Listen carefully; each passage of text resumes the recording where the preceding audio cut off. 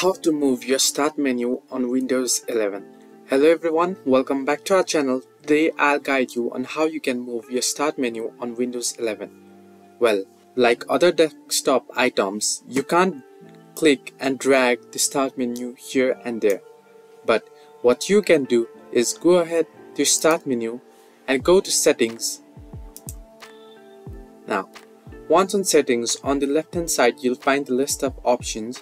Now click on personalization and head over there, and if you scroll down you'll get the option taskbar. Now click on it and scroll down further below, and on the end of your screen you'll find the option taskbar behaviors. Now click on it, and here you'll find the option taskbar alignment. Now click on this center option and now click on left.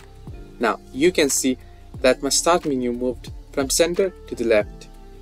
Now if you want it back in the center, you can again click on this option and click on center, and it will be back on center. You'll get other taskbar options here as well, but yeah, this is it. This is how you can move your start menu on your Windows 11. Hope this helps. Do like and subscribe, and do not forget to leave a comment down below if you have any further issues.